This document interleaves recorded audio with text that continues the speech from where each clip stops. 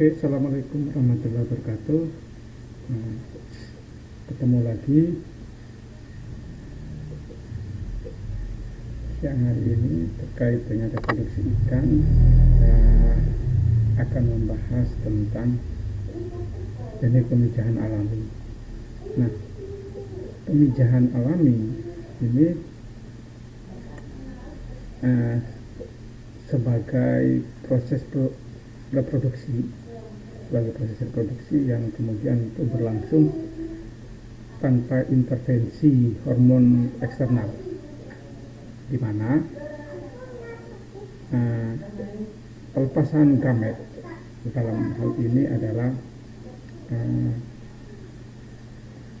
ovulasi dan juga spermiatin itu terjadi sebagai hasil dari regulasi endogen melalui sumbu HPG, ya, hipotalamus, pituitari ataupun hipofisis serta gonad yang biasa kita kenal dengan HPG aksis itu. Nah, dalam konteks ini keberhasilan pemijahan itu sangat ditentukan oleh kesiapan fisiologis induk, khususnya adalah tingkat kematangan gonad yang ditandai dengan peningkatan hormon steroid, ya, seperti estradiol pada betina dan juga testosteron pada jantan, yang berperan dalam proses fitogenesis untuk estradiol dan juga pada betina, dan juga testosteron berperan dalam spermatogenesis pada jantan. Sehingga terjadi setelah itu kemudian terjadi proses fertilisasi secara eksternal. Nah, pemijahan alami ini merupakan fenomena yang sangat bergantung pada sinyal eksternal, sebagai pemicu, di mana suhu air ini berperan dalam mengatur laju metabolisme dan aktivitas enzimatik yang berkaitan dengan kematangan gonad. Sedangkan pH ini dia mempengaruhi stabilitas fisiologis dan juga viabilitas gamet.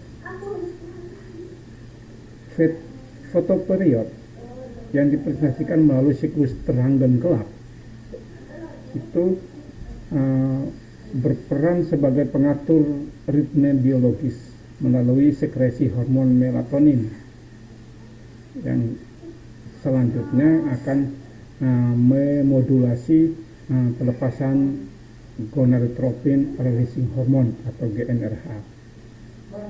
Nah, interaksi antara faktor-faktor ini menghasilkan sinkronisasi temporal dalam proses reproduksi, sehingga pemijahan biasanya terjadi pada kondisi lingkungan yang optimal dan sering bersifat musiman.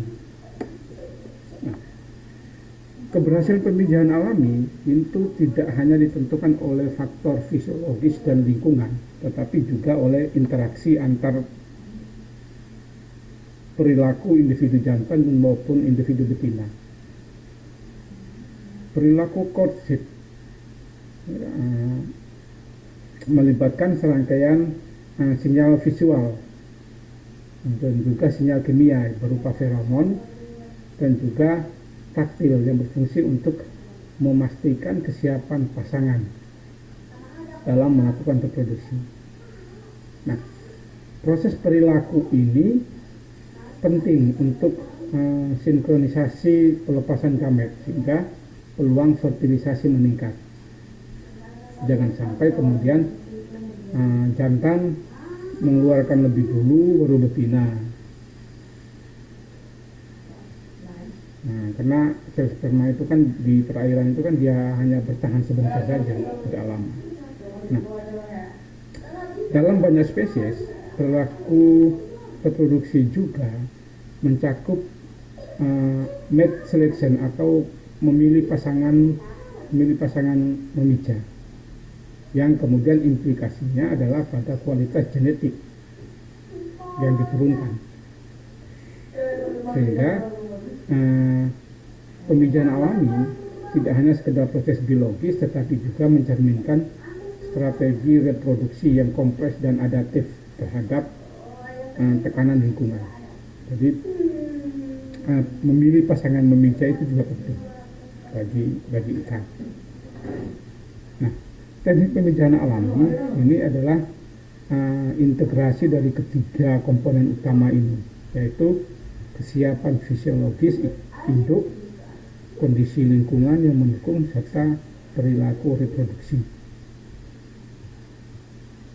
Nah, ketiga komponen ini dia saling berinteraksi secara dinamis dan menentukan keberhasilan reproduksi, baik di alam maupun dalam sistem budidaya.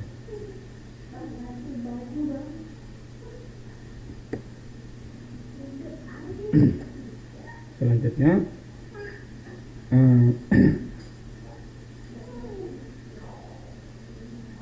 kalau kita lihat yang di sebelah kiri, gambar sebelah kiri ya, secara anatomis, sistem reproduksi ikan terdiri atas gonad. Dalam hal ini adalah testis dan juga ovarium. Kemudian ada saluran reproduksi serta jaringan pendukung lainnya yang berfungsi dalam produksi dan juga transportasi gamet. Gonad ini dia adalah organ utama yang kemudian yang berperan dalam gametogenesis, di mana pada ovarium terjadi perkembangan oosit melalui tahapan oogonia, oosit primer hingga oosit patang. Sedangkan pada testis berlangsung spermatogenesis dari spermatogenia menjadi spermatozoa. Nah, sementara itu saluran reproduksi dia berfungsi sebagai jalur keluarnya gamet saat pemijahan, yang pada sebagian besar ikan telostei terjadi secara fertilisasi eksternal. Sistem reproduksi ini kemudian dikendalikan secara ketat oleh mekanisme endokrin. Nah, mekanisme endokrin yang kemudian terorganisasi dalam sumbu HPG. Nah, hipotalamus dia berperan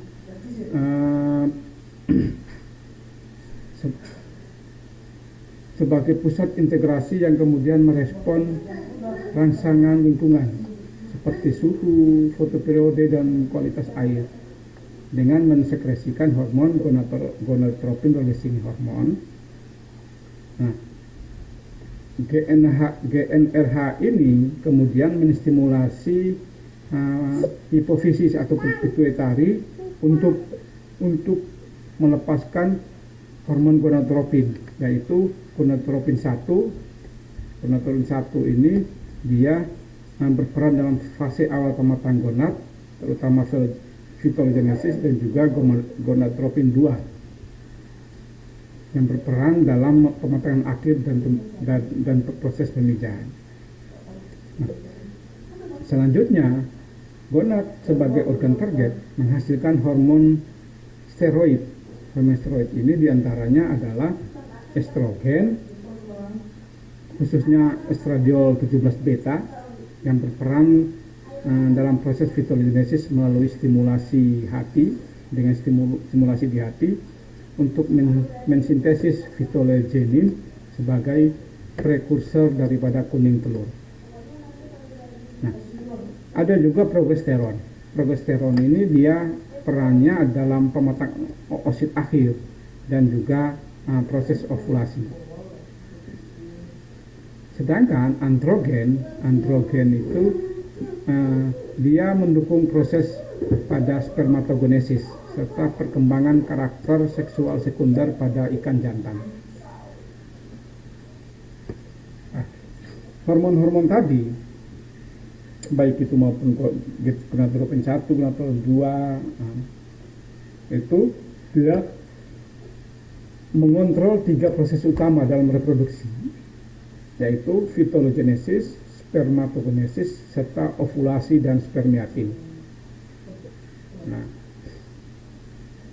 fitologenesis Dia merupakan fase akumulasi cadangan nutrisi dalam oosit yang sangat menentukan kualitas telur dan keberhasilan perkembangan embrio. Sementara spermatogenesis melibatkan pembelahan mitosis dan meiosis yang kemudian menghasilkan spermatozoa fungsional dengan kemampuan motilitas dan fertilisasi yang optimal.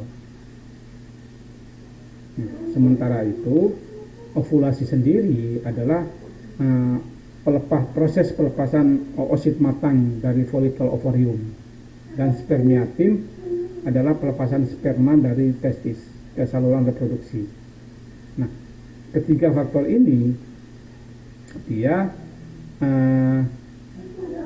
harus terjadi secara sinkron agar fertilisasi dapat berlangsung secara efektif, terutama pada spesies dengan fertilisasi eksternal.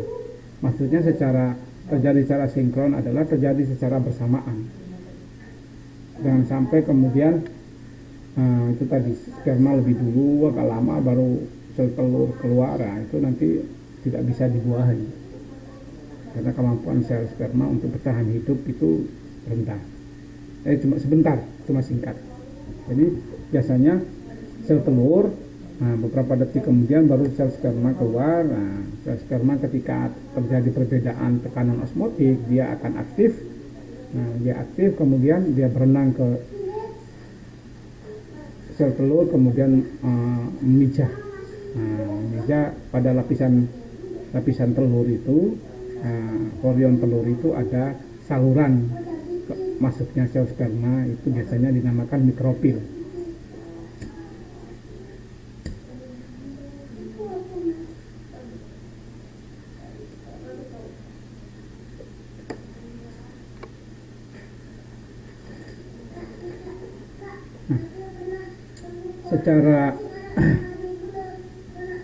Secara prinsip dasar daripada teknik pemijahan alami itu bertumpu pada 3 komponen utama, yaitu kematangan gonad, lingkungan sesuai, serta sinkronisasi antara kondisi fisiologis dan perilaku reproduksi.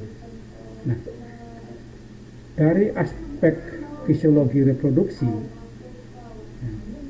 daripada aspek reproduksi, kematangan gonad itu adalah syarat utama yang mencerminkan bahasanya kesiapan biologis induk ikan untuk melakukan pemijahan itu sudah siap.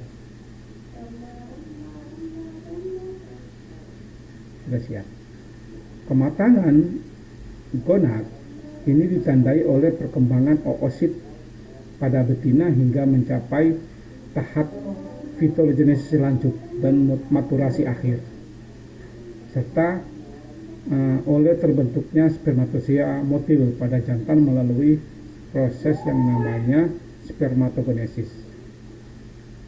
Nah, indikator kematangan gonad ini biasanya kita kenal dengan nilai daripada GSI, Gonadosomatic Index, yang tinggi. Ketika indeks kematangan gonad yang tinggi menunjukkan bahasanya alokasi energi yang signifikan menuju perkembangan gonad itu sudah terjadi dan sudah siap. Nah, bagaimana kalau belum matang gonad? Kalau tanpa kematangan gonad yang optimal, maka proses ovulasi dan spermiatin tidak akan terjadi secara sempurna, sehingga peluang untuk keberhasilan fertilisasi, keberhasilan pembuahan menjadi rendah, menjadi menurun. Nah, faktor yang kedua adalah faktor lingkungan yang sesuai. Nah, faktor lingkungan yang sesuai ini berperan sebagai pemicu eksternal yang kemudian menginisiasi dan juga mensinkronkan proses reproduksi. Parameter seperti suhu, kualitas air, oksigen terlarut, serta struktur habitat. Nah, struktur habitat itu misalnya keberadaan substrat atau vegetasi air. Nah, ini mempengaruhi aktivitas fisiologis dan juga perilaku ikan. Nah, kita tahu bahwasanya secara ekologis ikan itu kan berevolusi untuk memijah pada kondisi lingkungan tertentu, di mana lingkungan itu menjamin keberhasilan lingkungan, menjamin keberhasilan daripada hidup larva, sehingga manipulasi lingkungan dalam proses budidaya itu bertujuannya itu, yaitu untuk meniru kondisi sesuai dengan kondisi alam. Nah, apabila kemudian lingkungan ini tidak sesuai, maka ikan itu dapat stres. Nah, ketika dia stres, maka dia akan menghambat pelepasan hormon reproduksi. Itu ya. Jadi pemijahan reproduksinya kemudian tidak berjalan sesuai dengan yang diinginkan. Komponen aspek yang ketiga yaitu sinkronisasi fisiologis dan juga perilaku. Nah, hal ini menekankan pentingnya interaksi antara kesiapan internal dengan respon perilaku eksternal. Maka perilaku reproduksi seperti courtship tadi, memilih pasangan, dan juga aktivitas pemijahan merupakan manifestasi daripada kondisi hormonal yang kemudian telah mencapai ambang tertentu. Feromon yang dilepaskan oleh individu matang gonad itu dia berperan untuk merangsang pasangannya untuk mencapai kesiapan reproduksi yang serempak. Nah, induk betina itu kan, induk betina itu ketika dia sudah matang gonad, sudah menuju matang gonad, dia itu akan melepaskan zat kimia namanya feromon. Nah, jantan ketika mencium aroma feromon ini, maka dia akan tahu, oh ini ada betina sudah siap ini, sudah siap kawin ini. Maka dia akan mengejar betina itu. Nah, itu namanya feromon. Nah, contohnya itu kalau di manusia contohnya iklan Axe itu ya, iklan Axe, parfum Axe itu ya. Jadi itu secara umum feromonnya itu. Nah, sinkronisasi ini sangat krusial terutama pada ikan dengan fertilisasi pembuahan pembuahan di luar tubuh. Karena dia keberhasilan pembuahan itu sangat tergantung kepada waktu pelepasan gamet yang bersamaan. Nah, kriteria induk betina seperti kemudian perutnya membesar dan lunak, kemudian oositnya berukuran seragam pada stadium matang, genital papilanya kemudian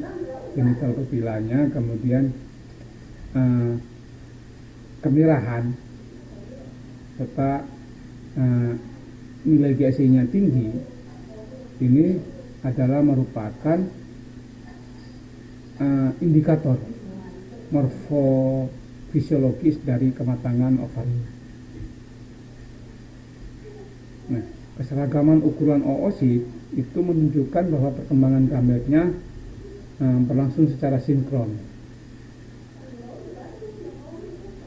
Nah, sementara itu pada induk jantan, tanda-tanda yang kemudian kriteria induk jantan kemudian yang bagus seperti dia kemudian keluarnya sel sperma saat kita stripping atau kita pencet perutnya dari ke bawah, dari perut ke bawah itu akan keluar dari spermanya. Warna tubuhnya lebih cerah serta perilaku aktif dan juga agresif mencerminkan bahwasanya kesiapan reproduksi baik secara fisiologis maupun perilaku. warna cerah, ya, warna cerah itu seringkali terlihat sebagai adanya keterkaitan dengan peningkatan kadar androgen yang juga berperan dalam meningkatkan daya tarik seksual dan juga dominansi.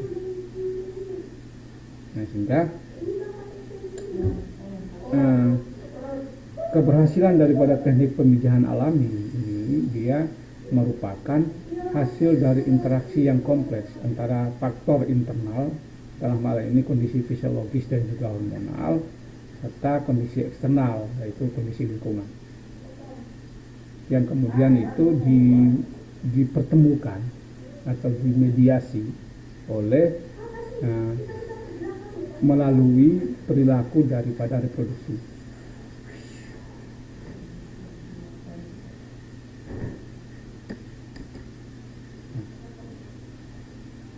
Peran faktor lingkungan dalam pemijahan, dia ini sebagai proses determinasi dalam kemudian keberhasilan pemijahan ikan secara alami. Karena dia bekerja melalui interaksi kompleks kemudian antara aspek fisiologis, biokimia, dan juga ekologi. Kita lihat satu persatu. Suhu ini faktor abiotik yang kemudian sangat krusial karena secara langsung dia mempengaruhi laju metabolisme dan juga aktivitas enzimatik dalam tubuh ikan. Ketika suhu ini meningkat optimal, dia akan mempercepat proses vitalogenesis dan juga spermatogenesis melalui peningkatan enzim yang terlibat di dalam sintesis hormon steroid. Nah, bagaimana sebaliknya kalau kemudian suhu ini di bawah optimal ataukah melebihi optimal? Nah, kalau suhunya rendah dan juga suhunya terlalu tinggi, maka dia dapat menyebabkan stres yang kemudian berdampak pada gangguan fungsi endokrin. Bahkan ekstrimnya dia dapat menghambat ovulasi atau menurunkan kualitas gamet. Nah, sehingga setiap jenis ikan itu dia mempunyai suhu optimal yang berbeda karena sesuai dengan adaptasi evolusioner yang dilakukan oleh ikan tersebut dengan kondisi lingkungan di mana dia hidup.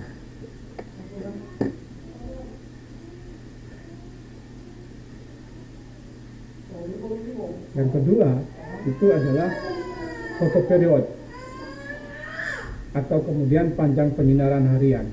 Nah, dia ini berperan sebagai sinyal lingkungan yang kemudian mengatur ritme reproduksi melalui sistem neuroendokrin, khususnya kemudian itu melalui hormon yang namanya melatonin. Nah, melatonin ini disekresikan oleh kelenjar pineal. Nah, ketika terjadi perubahan durasi antara terang dan gelap, itu akan menstimulasi pelepasan gonadotropin releasing hormone atau GnRH, ya, gonadotropin releasing hormone dari hipotalamus. Yang kemudian GnRH ini mempengaruhi sekresi gonadotropin oleh hipofisis. Di dalam banyak spesies, peningkatan panjang hari menjadi pemicu utama pematangan gonad, sehingga siklus reproduksi seringkali bersifat musiman dan terjadinya secara sinkron dengan kondisi lingkungan yang mendukung. Nah, hal ini kemudian menunjukkan bahwasanya ikan itu dia memiliki kemampuan untuk membaca perubahan lingkungan sebagai sinyal waktu reproduksi yang optimal.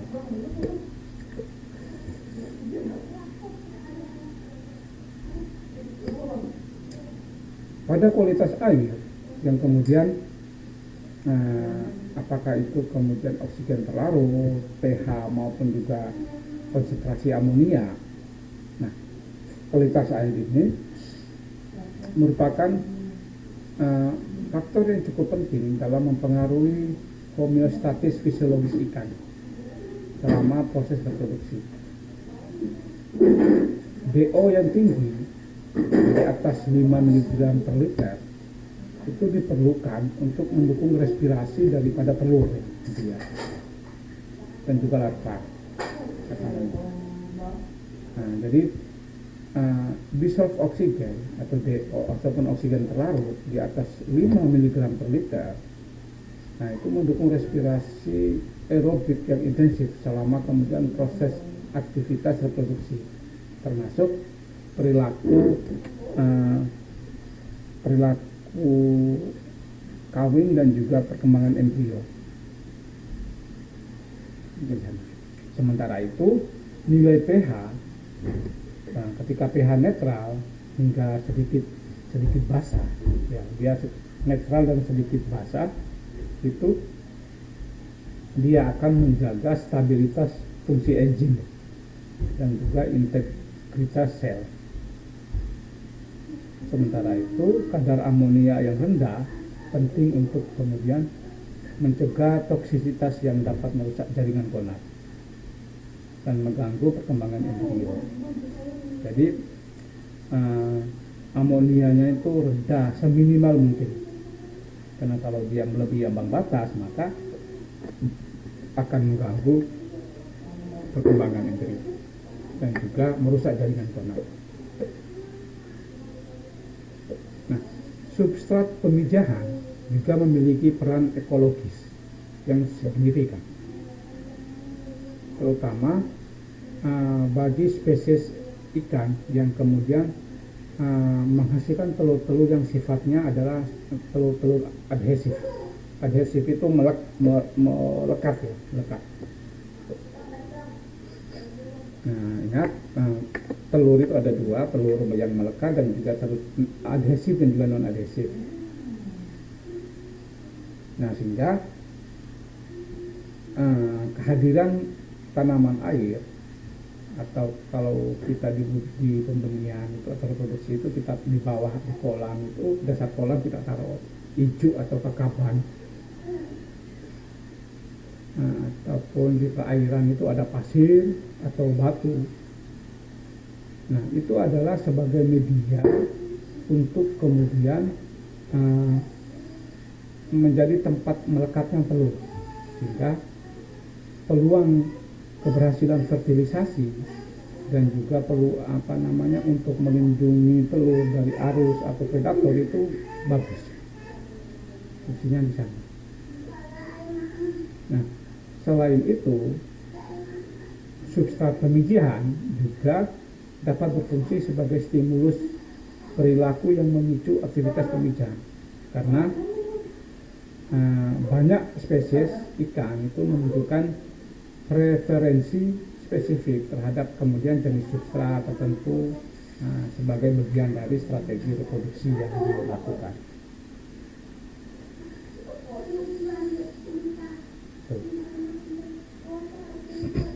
Jadi di sana, jadi substrat itu tidak hanya untuk melekatnya telur, jadi tapi tetap juga merangsang terjadinya proses fertilisasi. Arus dan kedalaman air ini merupakan faktor fisik yang kemudian juga turut menentukan keberhasilan pemijahan, terutama pada spesies-spesies yang kemudian reopilik. Reopilik itu adalah spesies ikan yang kemudian hidup pada arusnya, baik itu arus rendah, arus sedang, arusnya besar. Nah, ikan-ikan yang hidup pada arus. arus air ini dia membantu dalam distribusi oksigen,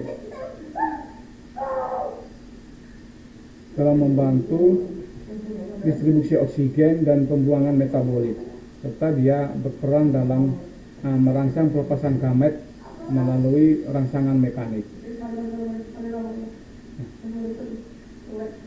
Telur ikan itu kan tadi ada dua ya, adhesif dan non adhesif.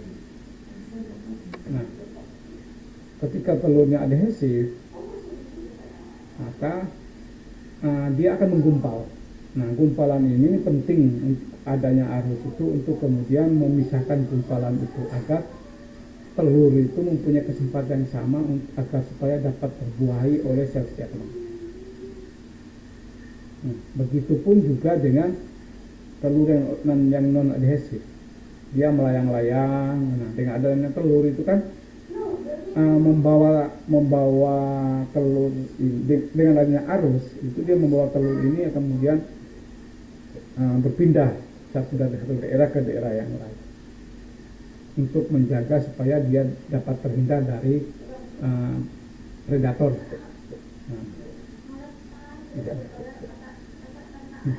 Kedalaman air ini, sementara itu pada kedalaman air dia mempengaruhi tekanan hidrostatik dan juga intensitas cahaya yang diterima. Secara tidak langsung itu dia mempengaruhi dan fisiologi reproduksi.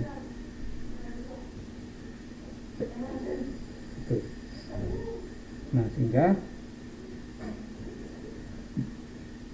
dari kesemuanya itu, ketika kita melihat dalam satu kacamata besar, bahwasanya faktor lingkungan itu dia tidak hanya berperan sebagai kondisi pendukung, tetapi juga sebagai pemicu utama yang menginisiasi dan mensinkronisasi proses reproduksi ikan.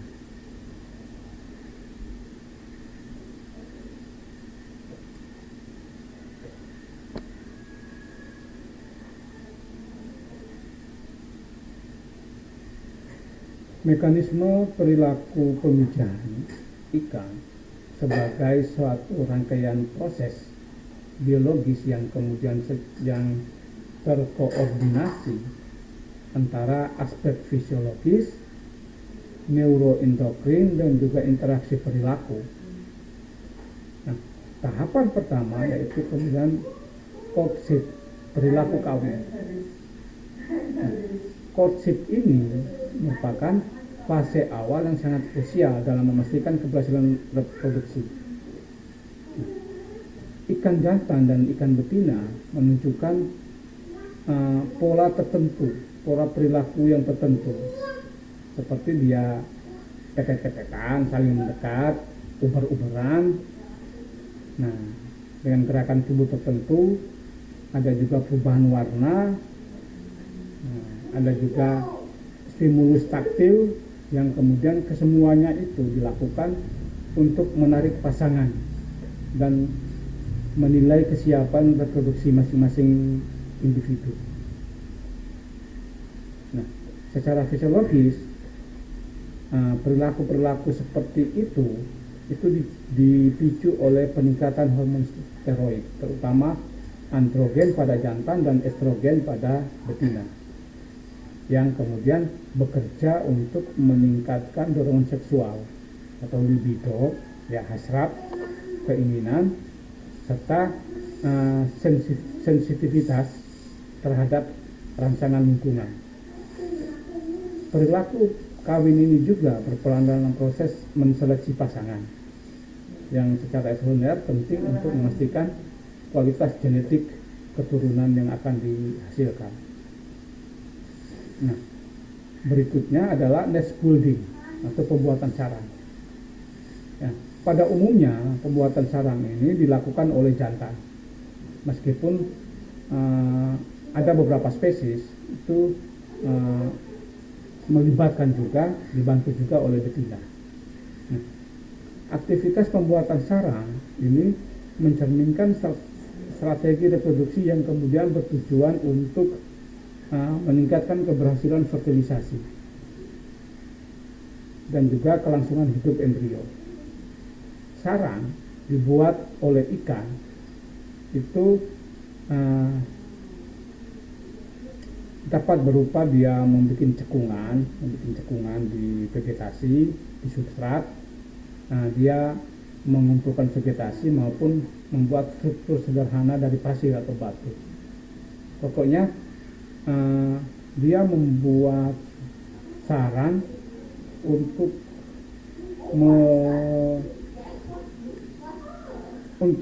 tempat meletakkan telur yang aman daripada predator dan juga aman dari kondisi lingkungan yang ekstrim. Nah, ini biasanya aktivitas pembuatan sarang ini dipengaruhi oleh hormon, terutama androgen yang rangsangannya agresif dan aktivitas tutorial pada jantan.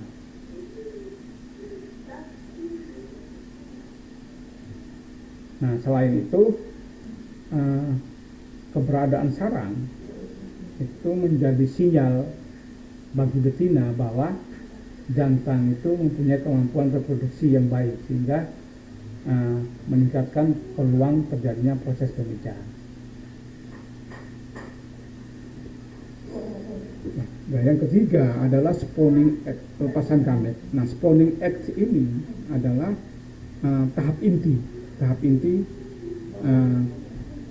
dari mekanisme perilaku pemijahan, di mana terjadi sinkronisasi antara ovulasi pada betina dan juga spermiatin pada jantan. Nah, di mana telur dan sperma dilepaskan secara bersamaan ke lingkungan perairan. Nah, ketika dilepaskan secara bersamaan ke perairan, maka keberhasilan pembuahan itu sangat bergantung pada ketepatan waktu dan juga kedekatan spasial antara kedua individu, jantan maupun betina. Nah, ini dikendalikan oleh lonjakan hormon gonadotropin dan juga hormon steroid, khususnya progesteron yang memicu ovulasi serta androgen yang mendukung pelepasan sel sperma.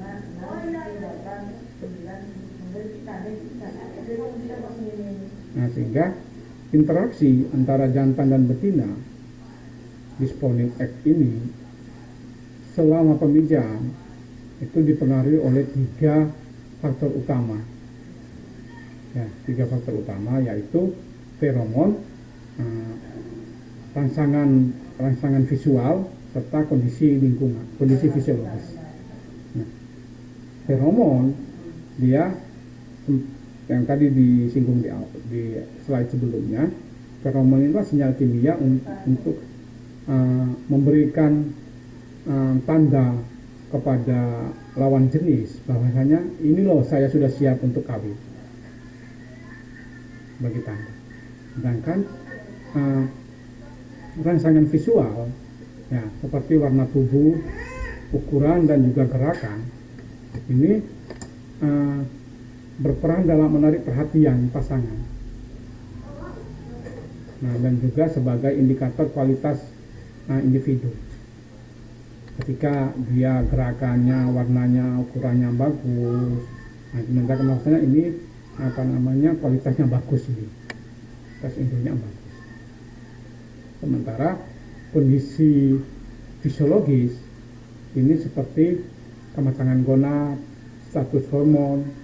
Nah, dia ini menentukan apakah individu tersebut siap untuk melakukan reproduksi atau belum.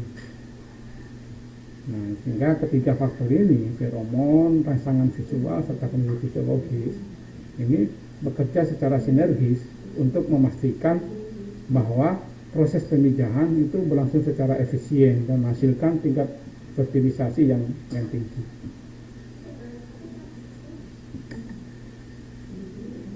Nah, pada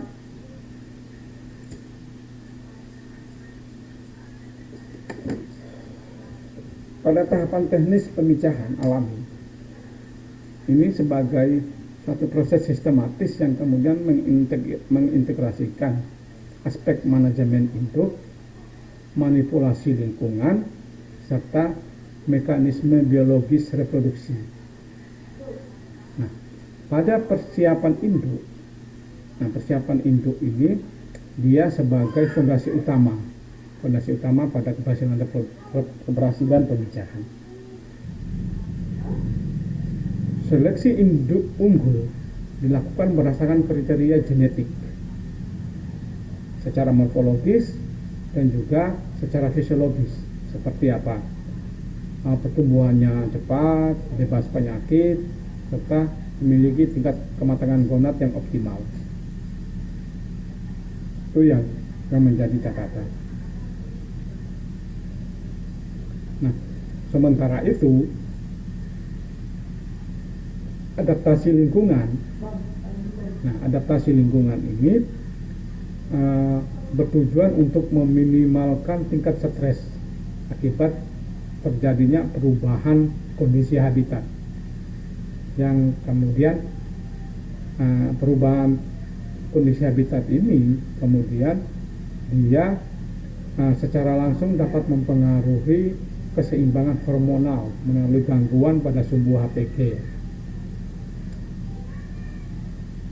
Nah, selain itu pemberian pakan berkualitas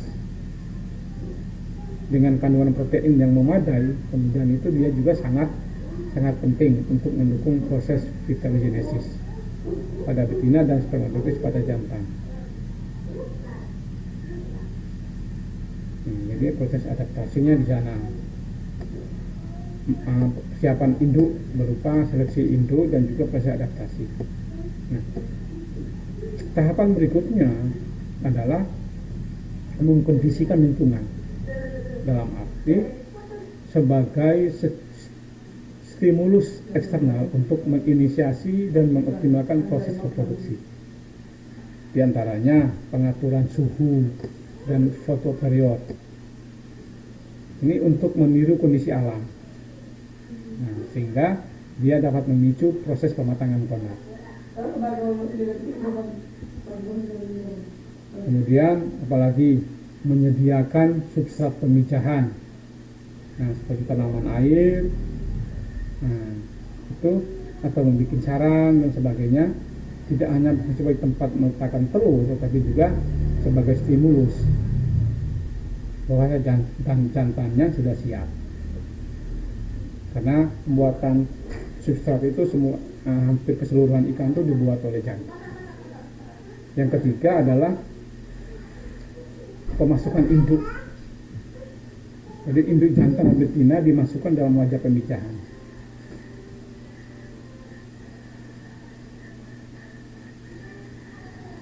Biasanya ini dia mempertimbangkan rasio jantan dan betina yang tepat.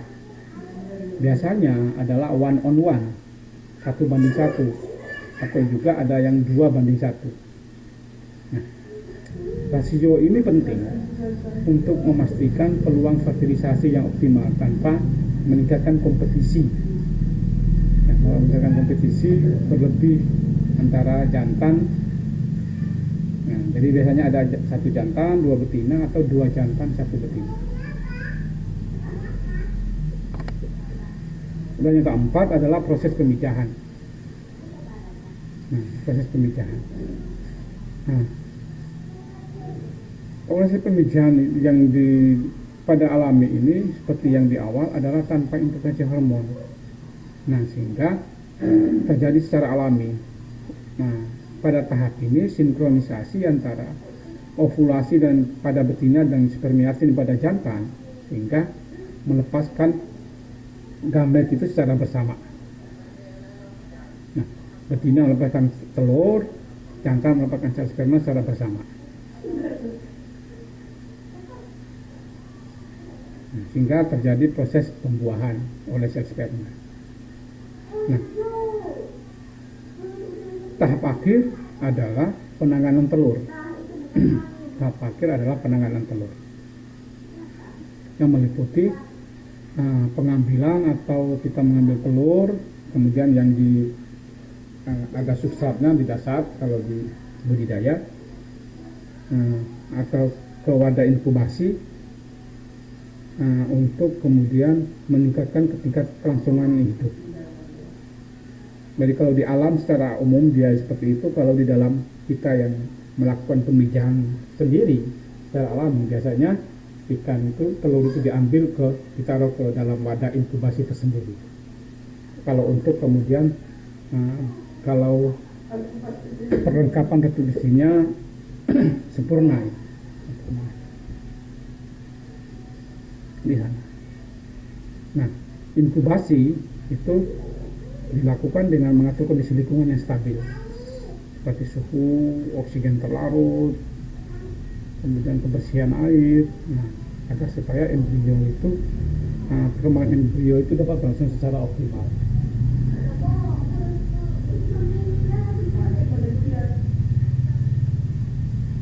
Nah, kalau pada sistem alami murni di perairan itu kan telur ataukah di unit pembenihan alami masyarakat itu kan kadang dibiarkan begitu saja, dibiarkan berkembang secara alami. Tapi dalam sistem budidaya yang terkontrol, intervensi itu menjadi penting, dalam artian kita memindahkan telur dari kolam pemijahan menuju ke ruangan inkubasi, menuju ke tempat inkubasi sendiri, bak inkubasi tersendiri, itu mengurangi risiko predasi dan juga infeksi, serta meningkatkan keberhasilan daripada penetasan dan juga kehidupan larva.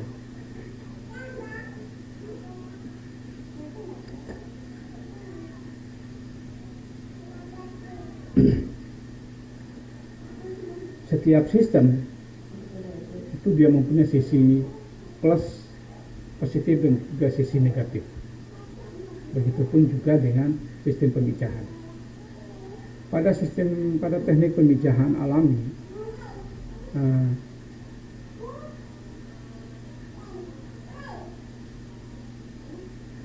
keunggulannya ditandai dengan tingkat stres yang sangat minim pada induk, karena tidak ada intervensi eksternal.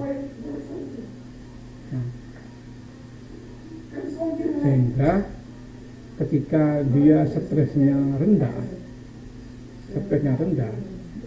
memungkinkan sistem endokrin, khususnya pada poros sumbu HPG, itu bekerja secara normal dan stabil, sehingga perkembangan gametogenesis itu berlangsung secara optimal. Minimnya stres pada induk juga berkontribusi pada peningkatan kualitas gamet, karena stres itu dapat meningkatkan kadar hormon kortisol. Nah, sedangkan kortisol ini adalah hormon antagonis yang kemudian mereduksi dari mengganggu terjadinya proses reproduksi, seperti mengurangi kualitas oosit dan kualitas sperma. Ketika hormon kortisol itu muncul, maka ikan itu stres dan mengganggu. Nah, aspek keunggulan yang lain adalah kualitas telurnya itu lebih baik, karena dia itu terjadi secara seleksi alam.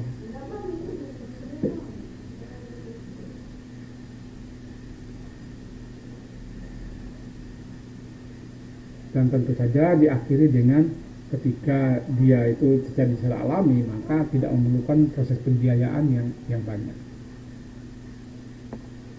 Itu pada aspek keunggulannya. Sedangkan dari beberapa aspek kelemahan,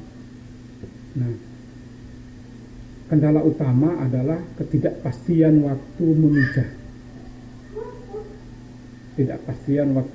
Karena sangat bergantung kepada proses reproduksi secara internal dan juga eksternal.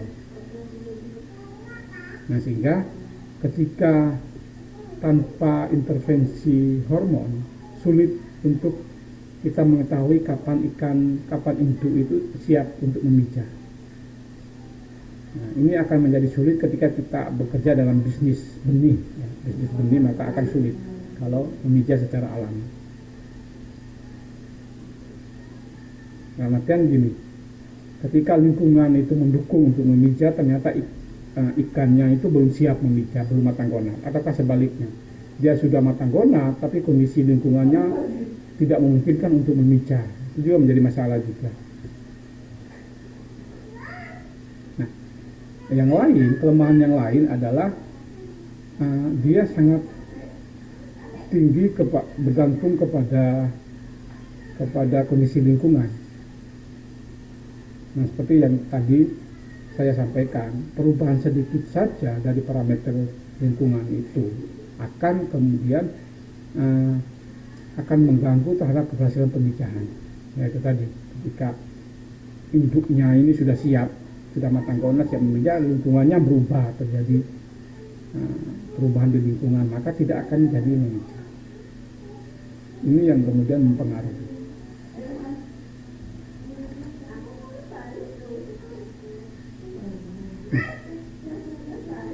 Dari penjelasan ini dari awal kita dapat melihat bahwa dapat menggarisbawahi beberapa hal.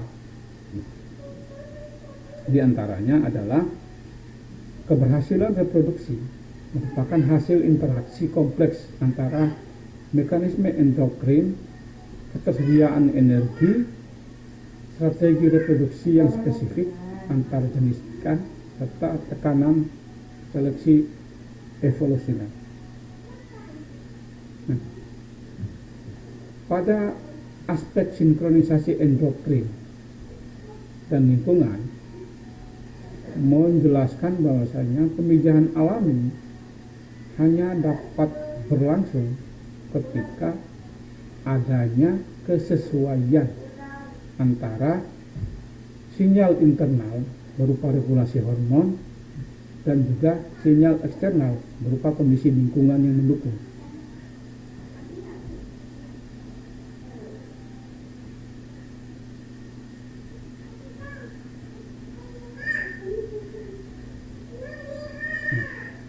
Aspek energetika reproduksi yang kedua menegaskan bahwasanya reproduksi itu adalah proses biologis yang memerlukan alokasi energi yang besar, yang sebagiannya berasal dari cadangan tubuh induk.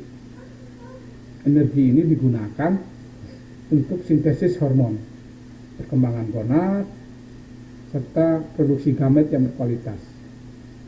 Nah, jadi induk yang kemudian dengan kondisi nutrisi yang buruk itu akan mengalami gangguan dalam proses reproduksi.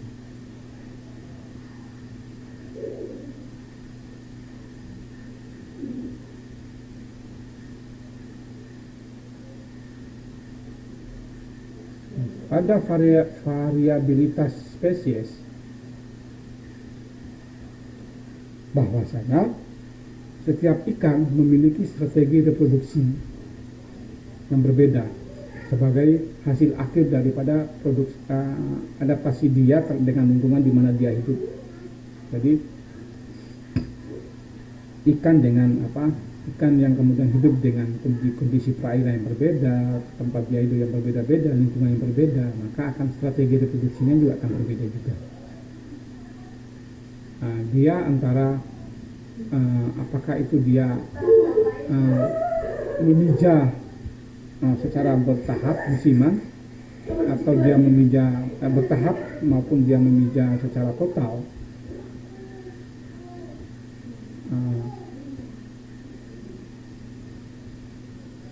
Dia bertahap maksudnya dalam ini batch spawner itu atau bertahap itu telur itu tidak dikeluarkan sekaligus, tetapi telur dikeluarkan itu bisa 2 kali. Jadi musim memijah sekarang dia memijah memberikan separuh, kemudian nanti berapa bulan lagi dia mengeluarkan separuhnya lagi, ataukah bisa sepertiga. Jadi dia dalam kali satu memijah itu dia tidak mengeluarkan semuanya. Yang matang gonad duluan dia keluarkan, yang lainnya nunggu nanti pemijahan berikutnya. Nah, sebagainya. Itu dead spawner. Kalau total spawner dia telur itu dalam satu mija dikeluarkan semuanya.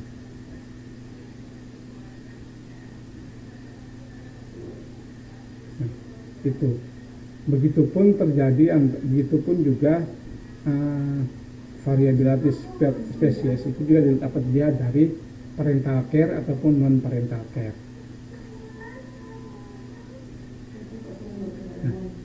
Nah, parental care itu pola pengasuhan. Jadi induk itu juga dia menjaga telurnya agar itu menjaga telur atau larvanya agar kemudian tidak dimangsa oleh ikan yang lain, sehingga peluang dia untuk hidup itu lebih tinggi. Nah, jadi biasanya parental care itu menunjukkan bahwasanya ikan itu mempunyai fekunditas yang rendah, sehingga karena dia rendah maka induk itu dia akan menjaga telur atau larvanya. Kalau untuk ikan-ikan yang kemudian fekunditasnya tinggi biasanya dibiarkan, karena tidak mungkin dimangsa semua sama predator. Pasti seperempatnya atau separuhnya pasti hidup. Secara alamiah seperti itu terjadi.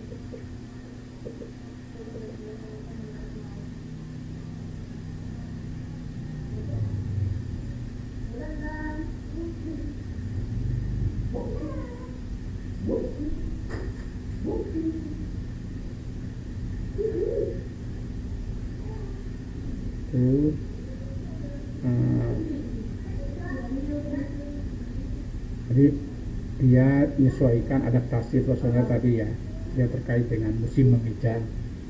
Nah, jadi akan berbeda ikan memijah, terus adaptasi dia dengan lingkungan, itu musim memijah. Ada juga ikan-ikan yang kemudian melakukan pindah tempat, berpindah tempat dia hidup berbeda dengan tempat dia memijah untuk menjaga keberhasilan. Nah, dan juga yang paling penting adalah adanya ketersediaan pakan. Jadi ketika dia mau memijah, dia harus memastikan bahwasanya lingkungan tempat di mana dia memijah itu stok pakannya berlebih, sehingga itu tadi karena dia membutuhkan proses pematangan gonad sampai proses pemijahan itu kan dia membutuhkan asupan energi yang besar, sehingga tempat di mana dia akan memijah itu harus menyediakan makanan untuk dia bertahan di sana. Nah, dari ketiga contoh ini kita dapat memahami bahwasanya setiap ikan dia memiliki mekanisme produksi yang berbeda sebagai bentuk dari adaptasi biologis terhadap lingkungan. Nah, pada ikan lele, proses pemijahannya berlangsung di kolam dengan keberadaan sarang yang dibuat oleh ibu jantan. Nah, ini yang kita kenal dengan namanya nest building behavior. Nah, tingkah laku dalam membuat sarang. Jadi lele jantan itu aktif membuat sarang untuk pelindungan dan juga untuk peletakan telur. Nah, di sana. Kalau ikan nila itu termasuk dalam tipe ikan-ikan yang kemudian mouth brooder, dalam artian telur itu dierami oleh ikan nila itu di dalam rongga mulutnya. Jadi setelah ini ya, jadi sel telur dilepaskan ke perairan bersamaan dengan sel sperma membuahi.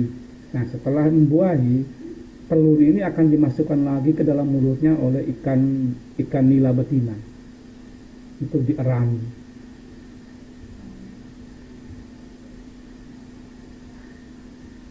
Hingga menetas. Atau kan juga bahkan ada beberapa yang kemudian hingga larvanya cukup kuat untuk berenang bebas. Ini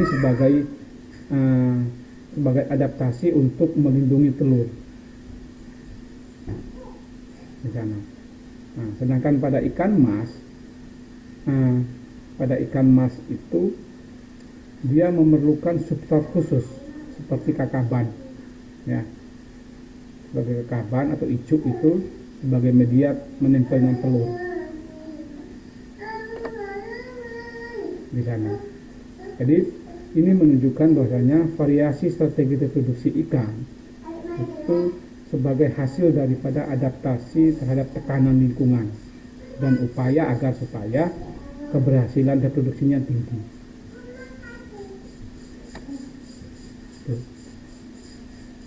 Nah, dan pada akhirnya kita dapat memahami bahwasanya konsep pemijahan alami pada ikan itu adalah proses biologis yang kemudian tidak hanya bergantung pada kemampuan reproduksi internal, tetapi juga interaksi dinamis dengan lingkungan.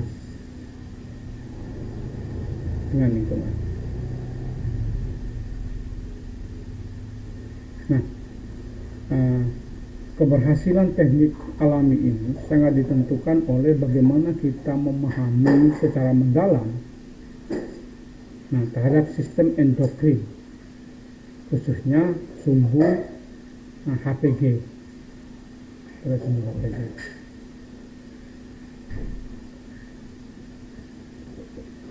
Nah, sehingga keberhasilan pemijahan di dalam konteks sistem budidaya yang terkontrol tidak dapat kemudian kita capai jika hanya menyediakan induk yang matang gonat saja, tetapi dia memerlukan juga pendekatan holistik yang mencakup manipulasi lingkungan, pemahaman fungsi fisiologi reproduksi, dan pengamatan perilaku spesies.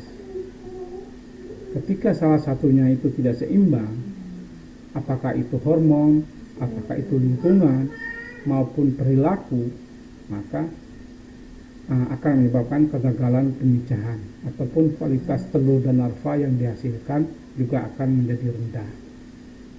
Jadi itu yang dapat kita bahas pada pertemuan ini. Kita akan ketemu lagi 1 minggu lagi sebelum UTS, ya. Jadi minggu depan masih ada 1 pertemuan. Kembali lagi saya ingatkan, silakan teman-teman mencari sumber referensi yang lain untuk memperkaya bacaan teman-teman terkait dengan aspek pemijahan, teknik pemijahan alami ini. Terima kasih. Assalamualaikum warahmatullahi wabarakatuh.